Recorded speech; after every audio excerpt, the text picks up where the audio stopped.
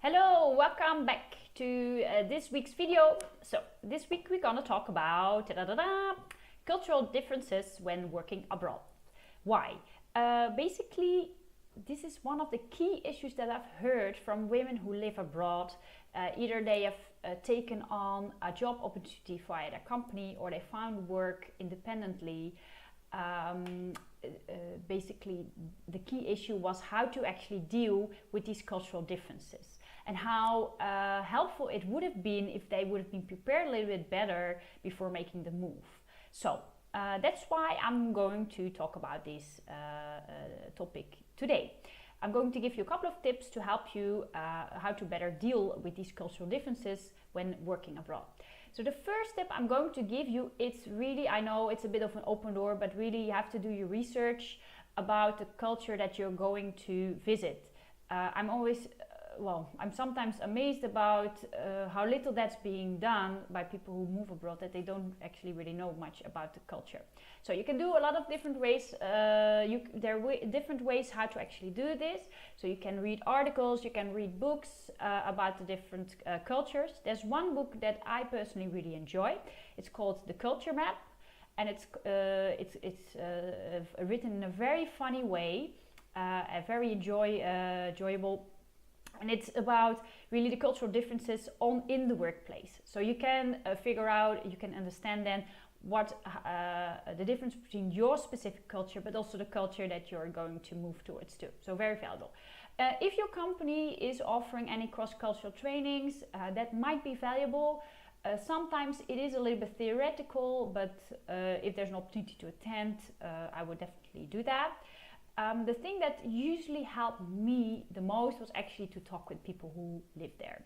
So either with foreigners who live in the country, or if you're actually doing an internal transfer with your company, is to see if you're able to reach out to foreigners who work in that particular company in that country, and to better understand what were the differences from their point of view in terms of culture, what were the struggles they were facing, the clashes they were facing, and of course, if possible, how they actually dealt with it. So it gives you a great idea of where are really the big differences between your culture and theirs, but in general, actually, what are things that are just typical for that culture. And it's very valuable to know that before you're basically making the move, right?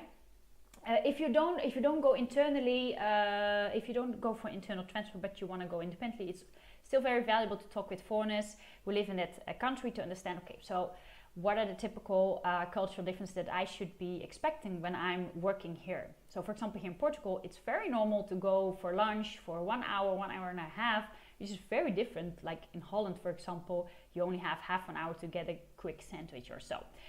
So those sort of things are always very valuable to know.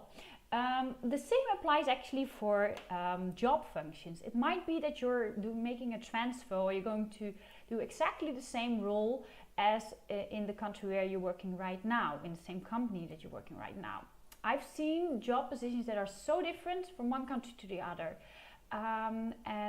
It's very valuable to know beforehand what really to expect, apart from the job description, apart from the interviews that you had. So I would definitely recommend you to talk with future colleagues, with foreigners of that company, to understand not only the culture company, but also the business culture company. So how big is the company? How well is it structured? Are there a lot of processes, or is it very flexible? How big are the teams? How do they work together? What are your responsibilities? If you talk with peers who have the same job, like how does their day-to-day look like? So you get a real good idea of how it looks like, and you won't get so surprised, because often really the role is very different from what you've done before, even if the job title is the same. Okay, so then the other thing, how to deal well with cultural clashes, is basically when you're moving abroad, cultural clashes will occur. They're basically part of the adventure. The biggest difference is how do you actually deal with it.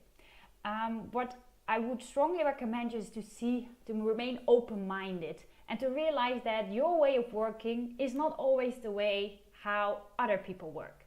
And we always say, yeah, I'm so open-minded, but in practice, actually, we are often not. And I'm going to give you, an example from my own experience when I was living in the Philippines. So in the Philippines, things are not as efficient or as well organized as, for example, in Holland, the country where I'm from. And in the beginning, it was frustrating me really a lot. I was so frustrated, things that went much slower, were not efficient, it took a really long time to get things done. And I could remain frustrated like that, or at some point I just accepted, well, it's just the way how things work here. And in the Philippines, efficiency and being very well organized is not valued as much as in Holland. So to actually accept that cultural difference really helped me to enjoy the journey much more, instead of remaining frustrated that things were just not the way how I was used to. Then, and it also helps you to look things from different perspectives, because if things are less efficient or less organized, it maybe also means that it's more flexible, which can also be a positive thing, right? So another thing that helped me also how to deal with cultural differences in the workplace specifically is to actually have frequent one-to-ones with people, with your colleagues, with the people in your team maybe, and to discuss issues straight away before they become something big. So if you observe an awkward response, or if you observe like silence, or you see that there's actually no follow-up, there's no action after actions being discussed, you don't get any feedback, then it's always good to check with a person individually and see if there's something that he or she didn't really like, if there's something bothering him or her, if there's something that you did. And from there, you can discuss if it has to do something with cultural challenges. And always just talk with someone individually, so the person is opening up a little bit more. You or the person will not lose face, and you also don't make so much of a big thing about it. And I would strongly recommend to have these conversations pretty soon after you observe those sort of situations, so it's not becoming something big. I'm going to give you one example from my own experience when I was working in Singapore. So I was working with a team, and I had a team meeting where we were discussing a project together and the next steps about that project. And I really thought the meeting went very smoothly. We set up all the actions, and next week we were going to meet again, and people agreed to what needed to be done. And then actually 1 week after, nothing was being done. And then their manager, the manager of the team, came to me, and what appeared was they really didn't understand anything about what I was discussing during the meeting, but I just really didn't notice. So how awkward was that, right? So basically what I did after that, I was then discussing one-on-one with them, team members, if they got it, how I could help them in the future, how I could make my messages a little bit more clear, or what would help them to have the things done. And that definitely really helped me a lot. Those sort of situations definitely will occur. There will be strange situations, and I still have those cultural clashes. But the important thing is that you have cross-check on a regular basis with the people you work with, if they are okay, if things are working fine, if it's something that's culturally different or something else. And I hope that would help you further. Okay, so that's it for this week. I'm wishing you good luck, and I see you next week. Bye bye.